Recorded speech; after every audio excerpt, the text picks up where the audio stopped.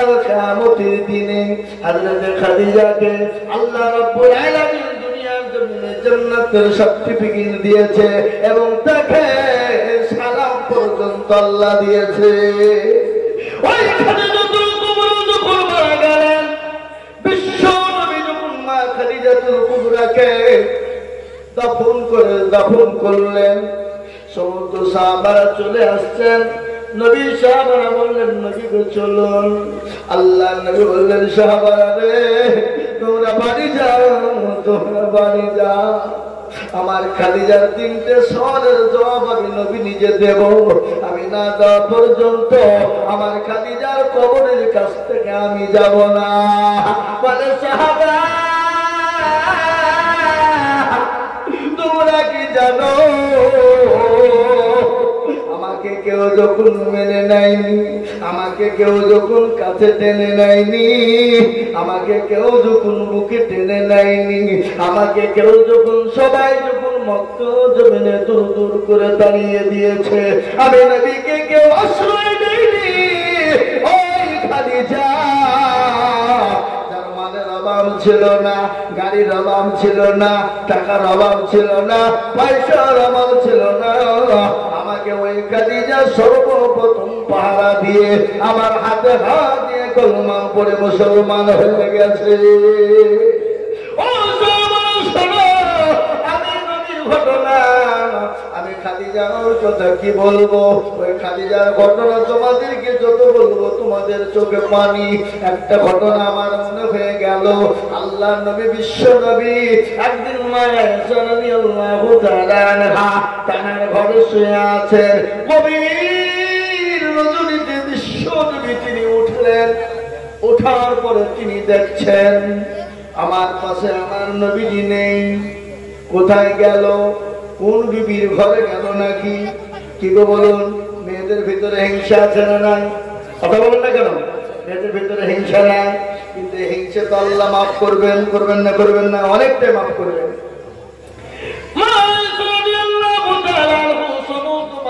তিনি চেক করে দেখলেন, প্রতিটি বিবির ঘরে দেখলেন বিশ্ব নবী নেই। কোথায় গেল?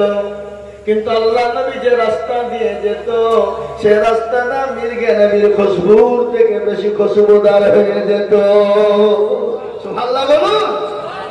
হায় হায় হায় মুসলমান, যে রাস্তা দিয়ে নবীজি যেতেন সে রাস্তাটা মির্গে নবীর খুশবুর থেকে বেশি খুশবুদার হয়ে যেত। আল্লাহ নবীর ধ্যান পেট মা এসে গভীর রজনীতে জান্নাতুল বাকিতে তিনি গেলেন।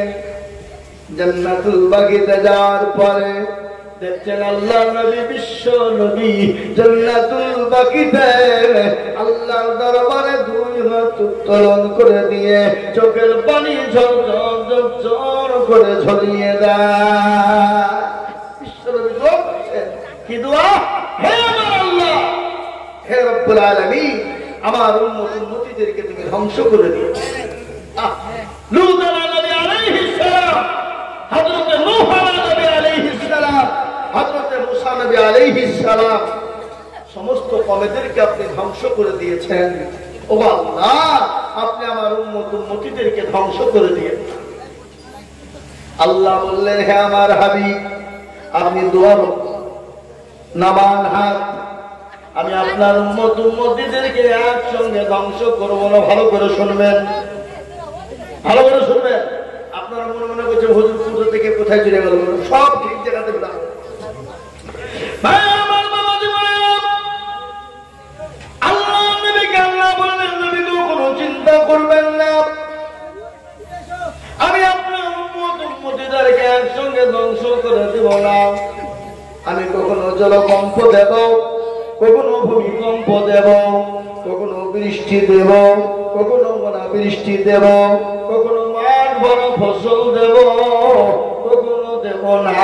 কিন্তু নবী গো, আপনার উম্মতদেরকে বলে দেন, যেটা যারা পাবে সেটা জানে শুকরিয়া আদায় করে, তারা জানে না শুকরিয়া করে না। আর নবীজি যদি তারা শুকরিয়া করে, আমি আল্লাহ তাদেরকে আযাবের মধ্যে গ্রেফতার করে দিব।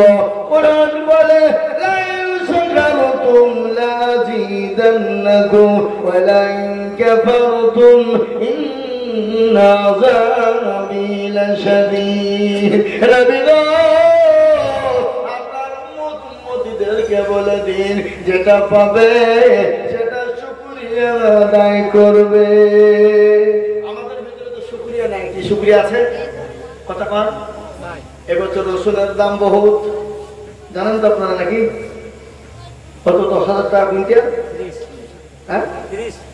30,000 টাকা কুইন্টাল আল্লাহ কত ভালো রে রসুনের কি দাম দিল কিন্তু পাট তো 3500-3600 টাকা আল্লাহর বুদ্ধি নাই পাটের দাম নাই এবারে কি হবে ঠিক না মুসলমান মৌলবীরা যদি ধান আদায় করতে পাট আদায় করতে পারে আসে বলে মৌলবীর কাজ নাই নয় যে পাট কেটে বাইন্দে ঠিক হয়েছিল পাট দিতে হেঁটে দেখ অনেকে বলে না আপনাদের আমাদের ভাগ্য ভালো আপনার আমার যাকাত ওসুল ফিতরাগুলো পৌঁছে দেওয়া দরকার ছিল মৌলবীদের কাছে মাদ্রাসায় কিন্তু মৌলবীরা আপনার বাড়িতে আপনার দরজার গুড়িতে এসে মৌলবীর আপনার হইকে লড়াই দরজা লড়াই বলে কয়েক পাঁচ দিন 4 দিন কম দিন এটা আপনার ভাগ্য ভালো যেটা আপনার কাছে মৌলবী নিতে আসে আপনাকে বাঁচানোর জন্য কিন্তু শুকরিয়া নাই আর সব থেকে বেশি না শুকরিয়া হলো আমার মা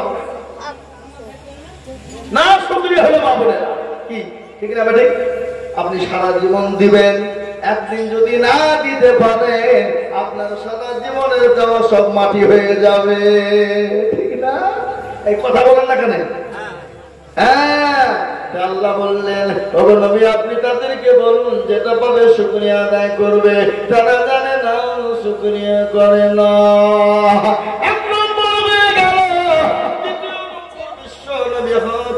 গুরু দিয়ে বলছেন আল্লাহ রাব্বুল আলামিন পরওয়ারদিগারে আলো আমার বান্দা আমার উম্মতির জীবনের তামাম গুনাহগুলোকে ক্ষমা করে দাও আল্লাহ বলেন নবী গো আমি আপনার উম্মতির একটা গুনাহ 4 ভাগের মধ্যে আমি একটা গুনাহকে ক্ষমা করে দিলাম মাফ করে দিলাম আল্লাহর কাছে হাত তুলে নবী বললেন আয় আল্লাহ আমার উম্মতির একটা গুনাহ মাফ করলে হবে না ও আল্লাহ আমার উম্মতি বাঁচবে না আল্লাহ বলেন নবী আমি আপনার উম্মতির একটা গুনাহকে ক্ষমা করে দিলাম আল্লাহর নবী দোয়া বন্ধ করলেন না আবার হাত তুলে বলেন আল্লাহ আমার উম্মতির জীবনের গুনাহগুলোকে ক্ষমা করে দাও আল্লাহ বলেন নবী গো আমি আপনার উম্মতির 3 ভাগ গুনাহকে ক্ষমা করে দিলাম কিন্তু একটা গুনাহ জীবনেও ক্ষমা হবে না সব গুনাহ আল্লাহ মাফ করবে কিন্তু একটা গুনাহ ক্ষমা হবে না সেটা কোন গুনাহ বলেন তো দেখি আপনারা করেন নাকি শিরিক কাকে বলে শিরিক অনেকে আছে শিরিকে ভরপুর আমাদের সমাজ আল্লাহর সঙ্গে শিরিক করে শিরিক কাকে বলে আজকে অনেকে আছে 8-10 বছর বিয়ে হয়েছে বাচ্চা নাই কি না 8-10 বছর বিয়ে হয়েছে বাচ্চা নাই ডাক্তার দেখালো হোমিওপ্যাথি এলোপ্যাথি কবিরাজ যত রকমের ডাক্তার কোনো খবর নাই বাড়িতে স্বামীকে রাত্রিরে বসে শোনো বলে কি হইলো মস্তরামে যাওয়াই চলো পাথর চাপড়ি চলো দাদা বাবা দরবারে চলো বলে গিয়ে কি হবে বলে সন্তান চাইবো দিবে আচ্ছা বলুন তো সন্তান দেওয়ার মালিককে আরো জোরে সন্তান দেওয়ার মালিক আল্লাহ আল্লাহ বলে আমি যাকে ইচ্ছা করে সন্তান দিই যাকে ইচ্ছা করে দিই না কাউকে বেটা দিই তো বেটি দিই না কাউকে বেটি দিই তো বেটা দিই না কাউকে বেটাও দিই বেটিও দিই না আবার কাউকে দুটি দিই আবার কাউকে কিছুই দিই না ইন্নাল্লাহা আলা কুল্লি শাইইন কাদির সর্বশক্তিমান কে